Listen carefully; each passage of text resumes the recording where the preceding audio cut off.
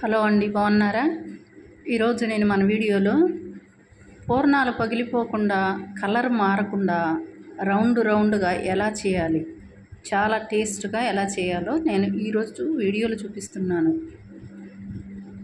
ఇంతకుముందు చేసినవి కూడా మీరు ఎన్నో చూసి ఉంటారు, కానీ ఇలా ఒక్కసారి చేసి చూడండి. చిన్న టిప్పు ఏం లేదండి. 1 గ్లాసు మినపగుండ్లో 2 గ్లాసుల బియ్యం నానబెట్టుకోండి. తర్వాత బాగా కడిగి దాని మీద మూత పెట్టుకొని 6 గంటల పాటు నానబెట్టుకోండి. పప్పు బియ్యాన్ని 6 గంటల పాటు నానబెట్టండి. తర్వాత పచ్చి శనగపప్పు 1 గ్లాసు, 1 గ్లాసు తీసుకొని నీళ్ళు పోసి బాగా కడిగి దీన్ని 2 గంటల పాటు నానబెట్టుకోండి. తర్వాత ఇప్పుడు పప్పు బియ్యం నానిపోయాయి, జార్ తీసుకొని బాగా మిక్సీ పట్టుకోండి. ఎలా అంటే బరక కూడా ఉండకూడదు, బరక లేకుండా బాగా మెత్తగా చేసుకోవాలి పిండి.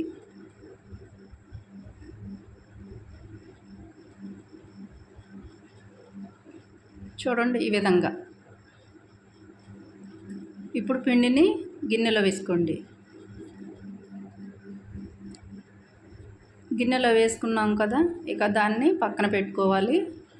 తర్వాత పప్పు, ఇప్పుడు మనం ఒక కుక్కర్ తీసుకొని పప్పు కడిగి పెట్టుకున్నాం కదా, కుక్కర్లో పప్పు వేసుకోవాలి. ఇక్కడ ఈ పప్పులో నేను ఏమీ వేయట్లేదండి. ఆ విధంగా కడిగి పెట్టుకున్న దాన్ని 1 గ్లాసు వాటర్ వేసి ఇప్పుడు కుక్కర్ పెట్టుకొని విజిల్ పెట్టుకొని 6 విజిల్స్ వచ్చేంత వరకు ఉంచుకోవాలి.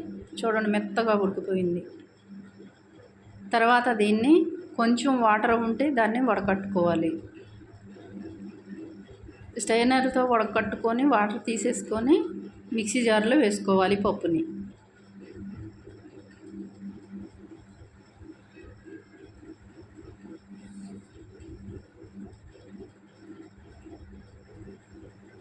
తర్వాత దీనిలో మనం ఏ గ్లాస్తో పప్పు తీసుకున్నామో అదే గ్లాస్తో బెల్లం తీసుకోవాలి.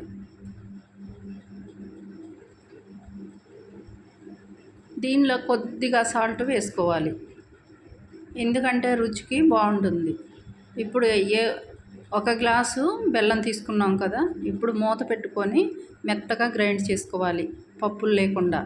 తర్వాత కళాయి పెట్టుకొని 1 స్పూన్ నెయ్యి వేసుకోవాలి. నెయ్యి కాగిన తర్వాత ఇప్పుడు రుబ్బి పెట్టుకున్న పప్పుని వేసుకోవాలి.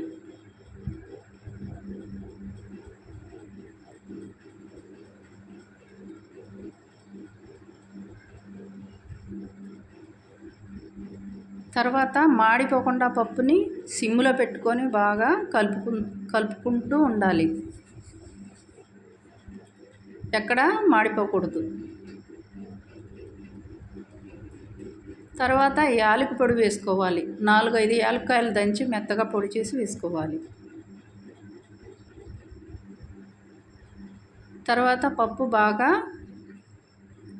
బాగా తయారైంది. తర్వాత దీన్ని చల్లారబెట్టుకోవాలి.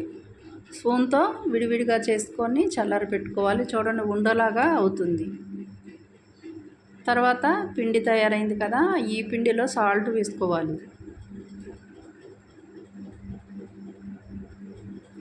తర్వాత చిటికెడు కొద్దిగా వంట సోడా వేసుకోవాలి. తర్వాత ఇక్కడ ముందుగానే నేను 1 స్పూన్ పంచదార వేసుకున్నానండి ఈ పిండిలోనే, ఎందుకంటే కలర్ మారకుండా పూర్ణాలు పగిలిపోకుండా చాలా రుచిగా ఉంటాయి. ఈ పిండిలో వేసుకోవాలి అన్నమాట. ఇప్పుడు మొత్తం పిండి అంతా కలుపుకొని పక్కన ఉంచుకోవాలి. తర్వాత పప్పుని ఇలా ఉండలు చేసుకోవాలి. చూడండి చిన్న ఉండలు చేశాను నేను. తర్వాత కళాయి పెట్టుకొని ఆయిల్ వేసుకొని బాగా కాగిపోయింది. ఇప్పుడు స్పూన్తో ఒక్కొక్క ఉండ తీసి పిండిలో ముంచి వేసుకోవాలి.